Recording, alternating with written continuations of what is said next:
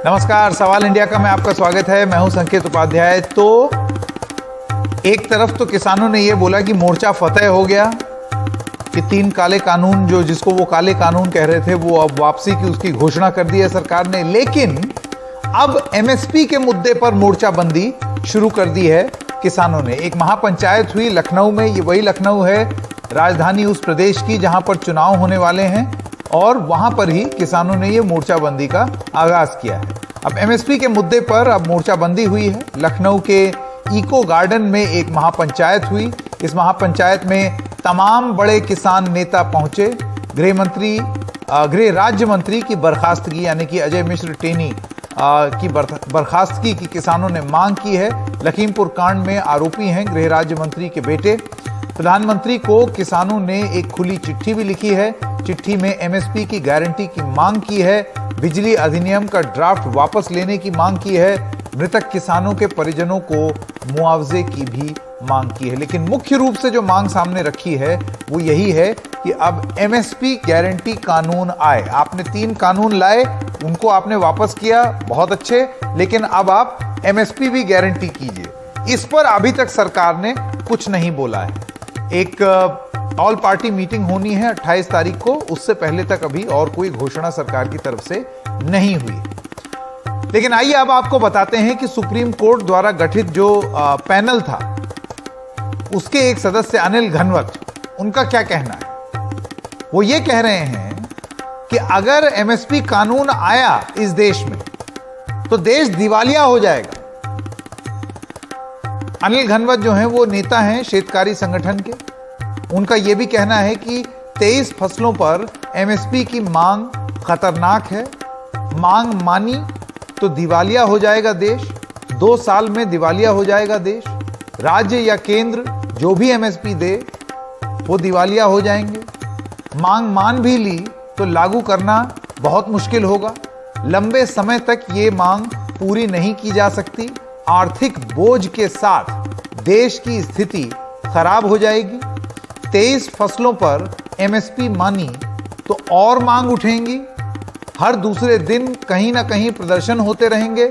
सरकार के पास सारी फसल खरीदने बेचने का ढांचा ही नहीं है। एमएसपी में और फसल जुड़ी तो खरीदने और रखने की भी समस्या हो जाएगी। तो ये दोनों पहलू हैं जो अलग अलग बात कही जा रही हैं। एक तरफ अनिल घनवत जो कह रहे हैं शेतकारी संगठन के, और दूसरी तरफ जो किसान जो कि विरोध कर रहे हैं उनका क्या कहना है। इसी सब के बीच में आज सवाल इंडिया का है ये, अब क्या है किसानों की मांग और अब क्या करेगी सरकार। एमएसपी पर सरकार की चुप्पी क्यों है। तीनों कृषि कानून वापस होंगे, ऐसे में अनिल घनवत जो कह रहे हैं उसको कितने गंभीरता से लिया जाए। तो ये यूपी की महाभारत है जिसमें अब किसानों की महापंचायत हो रही है, जिसमें ये सारी बातें बोली जा रही हैं, और ये जो अहम मुद्दे हैं ये ले चलते हैं सीधा अपने मेहमानों के पास। Professor Geeta Bhatt political analyst हैं। आपके विचार थोड़े से सरकार के दृष्टिकोण से मैच खाते हैं। शांत प्रकाश जाटव नेता हैं भारतीय जनता पार्टी के। अंशुल अभिजीत प्रवक्ता हैं कांग्रेस पार्टी के, और पुष्पेंद्र चौधरी किसान नेता। आप सब लोगों का बहुत बहुत स्वागत, बहुत बहुत धन्यवाद। मैं सबसे पहले पुष्पेंद्र जी आपसे शुरू करता हूं। आपने अनिल घनवत जी की बात सुनी होगी। उनका यह कहना है कि आपकी ये मांग कि भाई एमएसपी गारंटी हो जाए, उसके बाद ये भी मांग आ रही है कि एमएसपी तो गारंटी कर दें, उसके बाद आप खरीद को भी गारंटी करें, यानी कि जितना किसान प्रोड्यूस कर रहा है उतना सरकार ले, और एमएसपी जो निश्चित की है उसी पर ले। अगर ऐसी सरकार ने कोई घोषणा कर दी तो देश दिवालिया हो जाएगा। इस पर आपकी क्या प्रतिक्रिया है। ये बिल्कुल निराधार बात है जो अनिल घनवत जी ने की है, और इसको मैं अभी आपके चैनल पे साबित कर दूंगा। इस विषय में पहले तो मैं मांग क्या है वो बता देता हूं। मांग ये है कि जो फसल की एमएसपी घोषित की जाती है, मान लीजिए किसी फसल की 2000 रुपए प्रति क्विंटल घोषित की है सरकार ने इस साल की, उस रेट से कोई भी व्यक्ति किसान की फसल नीचे ना खरीदे, ये मांग है। ये नहीं है कि उस फसल को सारी को सरकार खरीदे और अपने पास रखे बैठी रहे। इस बारे में जो है हरीश दामोदरन जो इंडियन एक्सप्रेस में कवर करते हैं एग्रीकल्चर इश्यूज को, उनके साथ मैंने काफी कंसल्टेशन किया था और उनसे निवेदन किया था कि इस मुद्दे पर आप विस्तार से लिखिए। तो 23 जनवरी 2021 को क्वार्टर पेज पे इन्होंने एक्सप्लेन्ड में the cost of guaranteed MSP, Indian Express quote कर रहा हूं मैं, और ये वो आर्टिकल है, यदि आप इसको फुल स्क्रीन दिखाना चाहें तो इसमें क्लियरली बताया है कि टोटल जो वैल्यू है वो एमएसपी की 23 फसलों की जो कीमत है इंक्लूडिंग गन्ना, वो 10,77,000 करोड़ के आसपास आती है। तो पहले तो 10,77,000 करोड़ में से गन्ने को हटा दिया जाएगा, क्योंकि गन्ना अपने आप ही एमएसपी पे बिकता है, एसएपी या एफआरपी उसकी घोषित की जाती है, उससे कोई लेना देना सरकार का नहीं है। तो ये करीब 10 लाख करोड़ रुपए की फसलें टोटल बनती हैं जो एमएसपी की वैल्यू हुई है। उस 10 लाख करोड़ में से 1/3 यानी 3-3.5 लाख करोड़ रुपए की फसल, क्योंकि किसान खुद भी अपने आप में बहुत बड़ा कंज्यूमर है, आधी आबादी है, वो अपने घर में कंज्यूम कर लेता है या बीज के रूप में प्रयोग कर लेता है या कुछ खराब हो जाती हैं। बच गई 7 लाख करोड़ की फसलें, उसमें से 3.5 लाख करोड़ की फसलें गन्ने समेत जो है लगभग सरकार खरीद लेती है, जो उसको फूड सिक्योरिटी एक्ट के लिए आवश्यकता होती है।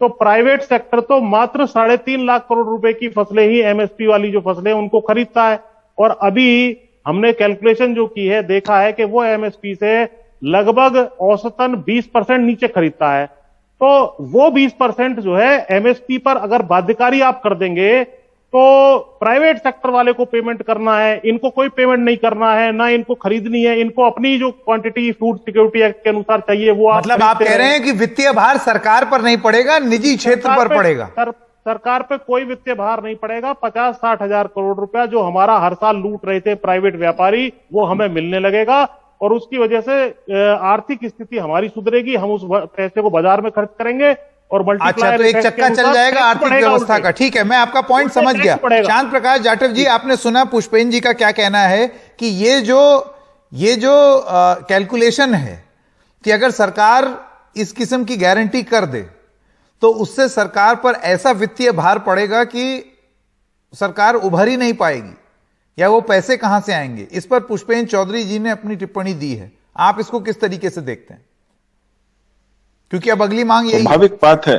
हाँ ठीक है, स्वाभाविक बात है कि कोई भी जिस तरीके से एमएसपी के ऊपर इन्होंने विचार अपने बताए हैं, ये सभी कोणों से देखे जाएंगे, और उसके बाद में जो भी बेहतर से बेहतर उसमें किया जा सकता है उसको लागू करने के लिए सरकार तो तैयार है। हमेशा सरकार ने कभी मना नहीं किया, और जिस तरीके से अभी पुष्पेंद्र जी ने बताया, उसके पहले भी जो शोध कर रहे हैं उन्होंने भी कुछ बात कही है, उन सब बातों को लेकर के जो भी निर्णय होगा। नहीं तो आपको ये कहना है कि बैठ करके एमएसपी गारंटी पर आप बात करेंगे, क्योंकि उस पर कोई खास चर्चा अब तक हुई नहीं है, और ना ही सरकार की तरफ से कोई आश्वासन दिया गया है कि इस तरीके का कानून लाया जाएगा या ऐसी कोई बात की जाएगी।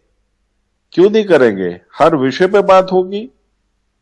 कहीं भी किसी भी तरीके से किसी भी चीज पर सरकार एडामेंट नहीं है, किसानों के साथ है, देश के नागरिकों के साथ है, और जो भी बेहतर से बेहतर होगा हम वो करेंगे। मगर ये जो अराजकता है, हाईजैक करना, सड़कों पर बैठ करके आज ही इस चीज को लागू करना, ये नहीं चलेगा। आपने 3 कृषि बिल की बात कही थी कि इसको हटाएं, आपके ये तीनों कृषि बिलों को हटा दिया गया है।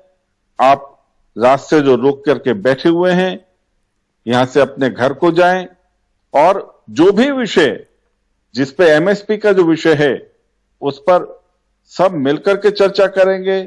जो लोग आंदोलन में मुख्य रूप से हैं उनमें से भी उन लोगों को शामिल किया जाएगा ताकि वो भी अपने सुझाव दें। तो ये एकदम आंदोलन करना, अराजक स्थिति बना देना, इस चीज से जब तक निजात नहीं हो जाता। मैं आपके पास आना चाहता हूं। देखिए, राजनीतिक रूप से अब किसानों ने जो मांग रखी है, हम देख रहे हैं कांग्रेस, सपा, तृणमूल कांग्रेस और जितने भी विपक्ष की और दल हैं, आप एक सहमति बनते हुए एक दिखती है किसानों की मांग में, और आप जो सरकार पर दबाव अब डाल रहे हैं। अब जो संसद का सत्र आने वाला है उसमें कितनी जोर शोर से ये मांग उठाई जाएगी कि 3 कानून तो वापस हो ही रहे हैं, अब एक नया कानून ये भी बने, और ये जो बात की जा रही है वित्तीय भार की, इस पर आपकी क्या टिप्पणी है? नहीं संकेत भाई, समस्या ये है कि एक अविश्वास का आलम है, फैला हुआ है।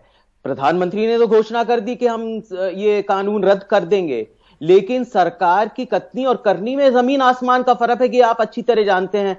आप सलाह मशवरा की बात कर रहे हैं और प्रधानमंत्री जी ने अपने भाषण में भी कहा था कि भाई इसमें मंथन हुआ था, इस पे चर्चा हुई थी। कब हुई थी भाई? हम तो ये जानते ही नहीं। ये सेलेक्ट कमेटी में नहीं गई, स्टैंडिंग कमेटी में नहीं गई, कोई गुफ्तगू नहीं हुई, जितने भी स्टेक होल्डर्स हैं उनसे बातचीत नहीं हुई, कोई कंसेंसस नहीं इवॉल्व हुआ, बल्कि अकाली दल तो आपके साथ थी, वो अलग हो गई। जनवरी से आज तक बातचीत नहीं हुई किसानों के साथ। तो आप ये जो कंसेंसस बिल्ड कर रहे हैं, ये आप चाहते हैं कि कोई ये यहां पर संवाद हो, तो हो नहीं रहा है। ये शक और संदेह का आलम है। तो इसमें आप क्या करेंगे? और उस तरह बाहर प्रधानमंत्री जी बाहर जाके भाषण देते हैं और विविधता में एकता की बात करते हैं, ये हमारी मजबूती है, इसकी बात ये करते हैं, और यहां पर सीएए कानून लागू कर लेते हैं। तो जो कहते हैं, जो बयानबाजी होती है, जो अदाकारी होती है, और फिर हकीकत में कुछ और होता है। यही समस्या है, बुनियादी समस्या यही है संकेत भाई। और यहां पर जहां पर एमएसपी की बात हुई, तो ये मूल समस्या एमएसपी की है। देखिए, ये जो कृषि क्षेत्र है, ये भारी संकट से गुजर रहा है महामारी के बाद, ये आप अच्छी तरह जानते हैं। और एनएसओ का डेटा भी सामने बिल्कुल आया है। इससे ये पता चल रहा है कि जो कृषि परिवार हैं, उनकी जो आय है उसमें भारी कटौती हुई है। जो रियल वेजेस है, अगर आप इन्फ्लेशन हटा दें तो कम हुए हैं, 10,000 रुपए से भी कम है, और कर्जा और बढ़ गया है। और फिर इनपुट कॉस्ट भी है, फर्टिलाइजर्स के कॉस्ट भी हैं, डीजल और तेल को तो नाम के थोड़े कम किए गए थे ना। तो सरकार की यही एक रणनीति रही है। नहीं, एक जो बात बोली जा रही है, जैसे अनिल घनवत जी बोल रहे हैं कि एक वित्तीय भार होगा। देखिए, वित्तीय भार तो है ही, लेकिन क्या वो इस कदर हो जाएगा कि सरकार बैंकरप्ट हो जाएगी या देश दिवालिया हो जाएगा? बिल्कुल नहीं बैंकरप्ट होगी। आपने जो वादे किए थे, जो एक सोशल सिक्योरिटी आपने देने के वादे किए थे, जिसके वजह से एमएसपी है, वो तो पूरा करना ही होगा। बार बार लोग कृषि क्षेत्र से बाहर जा रहे हैं, डेली वेज लेबरर बन रहे हैं, क्योंकि ये रिम्यूनरेटिव अब नहीं बचा। तो आप कैसे करेंगे? इसका हल कैसे ढूंढेंगे? आप तो सोशल सिक्योरिटी कुछ देंगे ना। और आपने तेल और डीजल की कीमतों के एक्साइज ड्यूटी बढ़ा बढ़ा के आपने 23 लाख करोड़ रुपए कमाए हैं। तो ये पैसे गए कहां पर? आपके पास सरकार के पास पैसों की तो कमी है नहीं। ठीक है, आप कहते हैं प्रोफेसर गीता भट्ट अब ये बात कर लें कि सरकार, देखिए ये चीज हम जानते हैं और मेरे ख्याल से हम सब मानते हैं कि भारत एक वेलफेयर स्टेट है। ठीक है, ये तो इसमें किसी को कोई दो राय नहीं है। ऐसे में अगर कोई गारंटी देनी हो, मुझे याद है जब मनरेगा आया था तो उस समय एक दलील ये दी जा रही थी कि ये तो बॉटमलेस पिट है, इसमें कितना पैसा डालते हम चले जाएंगे, इसका तो कोई अंत ही नहीं है, गड्ढा खोदने पे मजबूर, और ये सारी बातें हुई। लेकिन जब कोरोना आया तो उसी मनरेगा में अभी की जो सरकार है उसने भर भर के पैसे डाले, और वो इसलिए डाले क्योंकि वो एक तरीके का एक सपोर्ट सिस्टम बन गया ग्रामीण क्षेत्र में अर्थव्यवस्था के लिए। तो आपको लगता है कि ये दलील देना कि देश दिवालिया हो जाएगा, या अगर ऐसा कोई कानून ले आए या गारंटी दे दी तो बहुत इतना वित्तीय भार पड़ जाएगा कि हम कुछ कर ही नहीं पाएंगे, देश की अर्थव्यवस्था चरमरा जाएगी, ये थोड़ी सी रीडिंग सही नहीं है? संकेत जी, देखिए, अभी अंशुल जी ने भी इस विषय में एक बात कही कि एक बड़ा अविश्वास का माहौल है। तो ये तो आप भी और हम सभी पिछले 1 वर्ष से लगभग देख रहे हैं कि पूरा एक जो इकोसिस्टम है 24/7 जो है, इसके ऊपर कार्य कर रहा था कि एक अविश्वास जो है वो इन कानूनों के लिए पैदा हो। और वही उसका कारण है कि अभी हमने देखा कि प्रधानमंत्री ने किस प्रकार से एक राष्ट्रकर्मी राजमर्मज्ञ के रूप में सामने आकर तीनों कानूनों को वापस लेने की जो बात करी है, वो इसीलिए करी है ताकि विश्वास का भाव पैदा हो। और साफ ये कहा है कि एक कमेटी बनाई जाएगी और जिसमें जितने भी जो किसानों की तरफ से जिस भी प्रकार की उनकी जो भी वेदना है उसको वहां वो रखे। और नहीं प्रोफेसर भट्ट, देखिए ऐसा है, अभी यही सवाल किसानों से पूछा जाए तो वो बोलेंगे कि पिछले 1-1.5 साल से लगातार जितने भी दौर की बैठक हुई है उसमें 3 कानूनों के अलावा एमएसपी भी एक, उनका ये कहना है ये नया कोई मांग नहीं है उनकी, ये हर मीटिंग के हर मिनट्स ऑफ द मीटिंग में ये उनकी मांग रही है। तो अब ये कहना कि अब एक नए तरीके से शुरू करेंगे, एक नई कमेटी होगी, उसमें फिर आप अपनी मांग रखिए, फिर देखेंगे, सोचेंगे, तो आपको नहीं लगता कि ये समय बर्बाद हुआ? 1.5 साल से तो आपको मालूम ही है कि एमएसपी गारंटी की। अच्छा, एक और रोचक बात बता दूं, आप ही कितने सारे कार्यक्रमों में आ चुकी हैं जिसमें हमने इस बात का जिक्र किया है कि जब प्रधानमंत्री खुद मुख्यमंत्री थे गुजरात के, तब वो भी एमएसपी गारंटी के पक्षधर थे। अब क्या हुआ? देखिए, इस समय सरकार ने तो इस विषय पर अभी कोई अपनी टिप्पणी दी नहीं है और करना ही उसको नकारा है। जो जिस विषय के ऊपर अभी किस प्रकार से जो किसान संगठन है वो जो मांग रख रहे हैं, जब वो कमेटी के समक्ष आएगी, जब वहां इस बात को रखा जाएगा और उसमें से किस चीज की फिजिबिलिटी है, क्योंकि अर्थव्यवस्था जो है उसको वो न चरमराए भी नहीं और साथ ही किसानों को भी एमएसपी का पूरा लाभ मिले। देखिए संकेत जी, आप भी जानते हैं कि ये तीन जो किसान कानून आए उससे पूर्व में अभी तक जो एमएसपी की दर जो दी जा रही थी, उससे कितना जो अनाज है वो लिया जाता था, जो पूरी प्रोडक्शन होती है देश भर में, उसका कितना प्रतिशत है जो लिया जाता था। इस विषय पर इतने दशकों में क्या कहने का मतलब है कि इस विषय को किसानों के संदर्भ में लेकर ही देखा जाए, इसके ऊपर सड़क की राजनीति न की जाए। ऐसी जो भी मांग है, आप जवाब देना चाहेंगे? सरकार का ये कहना है एमएसपी बढ़ाई तो है। देखिए, मैं आपको बता दूं कि जो ये मैंने आंकड़े बताए हैं, ये आंकड़ा एक भी हवा में नहीं बताया है। इस विषय में स्वयं मुझे कृषि मंत्री नरेंद्र सिंह तोमर ने जनवरी के फर्स्ट वीक में, राजनाथ सिंह जी भी उस मीटिंग में थे, कृषि मंत्री भी थे और कृषि सचिव संजय अग्रवाल जी भी थे, और हमारी 3-4 घंटे बैठक हुई है 2 दिन के पीरियड में लगातार, और ये सारे आंकड़े हमने जांचे थे। तब हमें भी भरोसा हो गया था कि एमएसपी की लीगल गारंटी ये देने जा रहे हैं, इसका मतलब। और सारे आंकड़े बिल्कुल दुरुस्त तरीके से जो है सर्टिफाइड तरीके से, जो उनके आंकड़े थे, जो वो आंकड़े कृषि सचिव लेके आए थे, उनसे ये सारे आंकड़े मैच हुए कि भाई हाँ, टोटल वैल्यू कितनी है, 10 लाख करोड़ की है। हाँ, हम 3 लाख करोड़ की फसल जो है सरकार खरीद लेती है। हाँ भाई, 3 लाख करोड़ रुपया तक की फसल किसान अपने घर में इस्तेमाल कर लेता है। तो 3 लाख करोड़ की तो फसल बची, 3-3.5 लाख करोड़ की जो प्राइवेट सेक्टर खरीदता है। आपको प्राइवेट सेक्टर से ऐसा क्या लगाव है कि आप उसको हमारी फसलों को लूटने की जो है एक वो देना चाहते हैं? इसके लिए 3-4 उदाहरण भी दे देता हूं। नंबर 1, मिनिमम वेजेज एक्ट है। मिनिमम वेजेज एक्ट के अनुसार एक मिनिमम वेज एक्ट सुरक्षा के लिए दिया जाता है मजदूर के। इसका मतलब ये नहीं सारी फैक्ट्रियां बंद हो गई हैं या बहुत बड़ा वित्तीय भार पूरे देश पे पड़ गया है। इसी प्रकार अपनी सुरक्षा के लिए जमीनों के खरीद बेच में मिनिमम जो है एक सेक्टर रेट घोषित करती है सरकार, नहीं तो जो है सरकार का रेवेन्यू लॉस होता है। इसी प्रकार से आपने एयरलाइंस में देखा है, एयरलाइंस में आजकल मिनिमम किराए घोषित किए हुए हैं। और टेलीकॉम सेक्टर की लगातार मांग है कि हमारा ARPU, एवरेज रेवेन्यू पर यूजर, घटता जा रहा है, उसको मिनिमम करिए आप।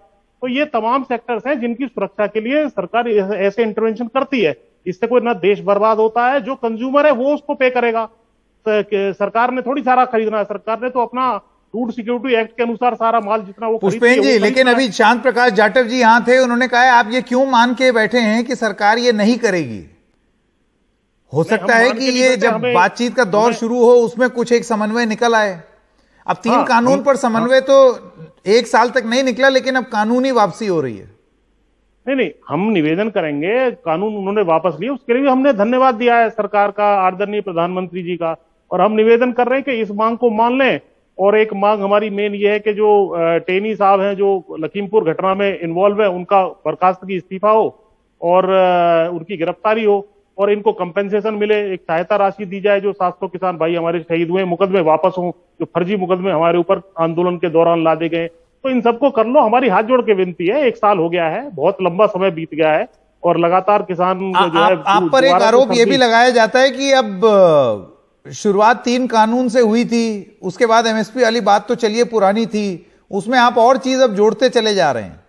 इस आरोप पर का आप जवाब कैसे देंगे? कोई हमने नहीं जोड़ी है, ये पहले से ही मांग थी। उसके आंदोलन के दौरान अगर किसी ने हमारी कुचल के हत्या कर दी है तो उसके विषय में कोई जो है न्याय मांगने का हमारा अधिकार नहीं है। तो वो चीज भी होगी। अगर किसानों के जो है आंदोलन साइट पे कोई घटना हुई है, उसमें मुकदमे चल रहे हैं, किसानों जो वहां पर जो इन्वॉल्व हुए हैं, तो इनके ऊपर भी वो होना चाहिए। तो हमने को नहीं मांगनी। प्रकाश जाटव जी, आपका जवाब। आपको नहीं लगता है कि सबसे पहली चीज तो एक बातचीत का दौर शुरू हो? जी, सबसे प्रमुख रूप से जो चीज होनी चाहिए वो ये है, संकेत जी शुरू करें। संकेत जी, हाँ, संकेत जी, ऐसा है, 3 कानून की बात कही, वापस हो गए। अब जिन लोगों ने उस दौरान अपराध किए उनको भी माफ कर दिया जाए, ये कौन सी बात हुई? उसको तो न्याय प्रक्रिया से गुजरना पड़ेगा ना। आप उसको भी छुड़वाने के लिए अभी वहां पर रोड पर जाम करके बैठेंगे, अपराधियों को छुड़ाने की बात करेंगे। आप ठीक थे, आपके ऊपर कोई आरोप नहीं है, मगर उस भीड़ में जो अपराधी थे आप उनको छुड़ाने की बात कर रहे हैं। जिन्होंने 26 जनवरी 2021 को जिन लोगों ने जो किया उनको क्यों माफ किया जाए? या उन लोग जिन्होंने एक आदमी को उसका हाथ काट के लटका दिया, ऐसे लोगों को क्यों माफ किया जाए? कह तो रहा हूं मैं, उनके खिलाफ मुकदमा और कानूनी कार्रवाई होनी चाहिए। लेकिन हम लोग अगर किसी का विरोध प्रदर्शन कर रहे हैं, काले झंडे दिखा रहे हैं, सबके ऊपर एनएसए लगा दिया, सबके ऊपर यूएपीए लगा दिया, ये क्या बात है? तो आंदोलन ही नहीं करेगा इस देश में कोई? मुकदमों की बात कर रहे हैं। कोई काले झंडे नहीं दिखा रहा था, किसान तो आंदोलन करने के लिए बैठा हुआ था। जो झंडा जो काला दिखा रहा था वो लोग जो है वो जांच के दायरे में नहीं। पर श्याम प्रकाश जाटव जी मुझे बताइए, काला झंडा दिखाना जो है वो रासुका का उल्लंघन कब से हो गया? अरे साहब, काला झंडा नहीं, खालिस्तानी झंडा देखें कि खालिस्तानी जो झंडा दिखा रहे हैं उनकी जांच तो होने दे, वो उनके तार कहां से जुड़े हुए मालूम तो पड़ जाए। अंशुल अभिजीत, जेलों में वैसे बहुत पकड़ा आज तक आपने, जेलों को खाली करना है, उसकी चिंता ना अंशुल, मैं आपके पास आना चाहता हूं। जाएगा और जो अपराधी है वो जेल में जाएगा। उसके लिए आप चाहे कितना आंदोलन करके रखें। इसमें इस पूरे प्रकरण में जो दो प्रमुख रूप से चीज हुई, किसानों के आंदोलन में जो लोग उग्र हुए, 26 जनवरी को हमने देखा, उसके बाद कुछ कई बार हमने हरियाणा में देखा जब पुलिस वालों को मारा गया, विजुअल्स हैं वो, और उसके बाद वो जघन्य अपराध जो हुआ था एकदम स्टेज के पास, जिसमें एक आदमी का हाथ काट दिया और उसको लटका दिया बैरिकेड से उल्टा। इसको कोई डिफेंड नहीं कर सकता, डिफेंड ही नहीं कर सकता। ये अपराध है और जो डिफेंड कर रहा है वो पता नहीं, उनका दीन ईमान। मैं अंशुल अभिजीत आपके पास आना चाहता हूं। आप मुझे ये बताइए कि जो अपराधी है उसको डिफेंड ना करते हुए आपको क्या लगता है, समन्वय बनने के लिए, बातचीत का माहौल बनने के लिए और इस आंदोलन के खत्म होने के लिए सरकार को क्या करना चाहिए? और क्या वो साफ नियत से, क्या उनकी तपस्या में कोई कमी तो नहीं रह गई? नहीं, जो हुआ है हम कड़ी निंदा करते हैं। जो हिंसक घटनाएं हुए हैं, मुकदमा होना चाहिए, लेकिन ये आप मत भूलिएगा संकेत भाई कि ये एक जमहूरियत की विजय हुई है, एक भारी फतेह हुई है, एक शानदार फतेह हुई है कि ऐसी अहंकारी सरकार आखिर आवाम के सामने सर झुकाना ही पड़ा।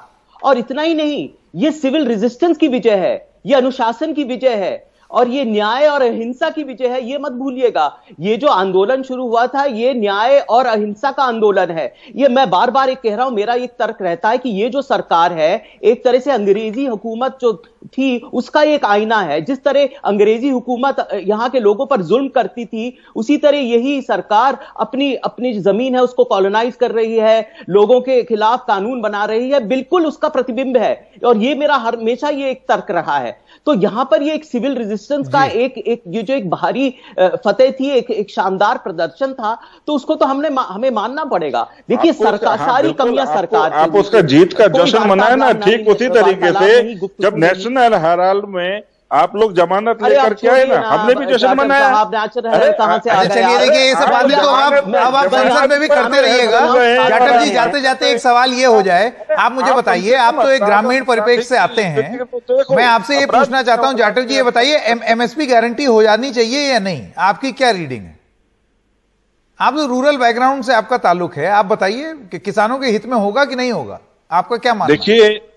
देखिए, अगर इसको मैं बड़ा सरल भाषा में कहूं कि कृषि कानून जिसमें बहुत ही बढ़िया योजनाएं थी किसानों के लिए, 18 रुपए की जगह 19 रुपए पर मिलना चाहिए। अगर इस प्रकार के कानून से खुशी मिलती है तो ठीक है, क्या 1 या 2 रुपए का फर्क पड़ता है साहब, इसमें कोई फर्क नहीं पड़ने वाला। कोई किसान जो है किसी एमएसपी के लिए वो डिपेंडेंट नहीं रहता है। किसान अपने माल को उसी तरीके से बेचता है जिस भाव में उसने बेचना है। कोल्ड स्टोरेज में हम लोग माल रखते हैं। आपने तो थोड़ा गोलमोल हम करके MSP जवाब के दे ऊपर दिया। आपने मुझे ये नहीं बताया कि आप एमएसपी कानून के ये पक्ष कह में रहा है हूं। नहीं। बहरहाल अब मुझे कुछ आपकी बात से कुछ थोड़ा थोड़ा ये समझ में आ रहा है कि अब 2022 तक आमदनी डबल करने वाली बात जो है उसमें सरकार कुछ ऐसे बात बोली कि करना चाहते तो थे लेकिन कानून पास ही नहीं करने दिए। कुछ ऐसा होते हुए दिख रहा है। खुद ही आपने अड़चन लगा दी, आपने खुद ही लग ही रहा था मुझे कि आप यही बोलेंगे। आप सब लोगों का बहुत बहुत धन्यवाद हमारे साथ जुड़ने के लिए।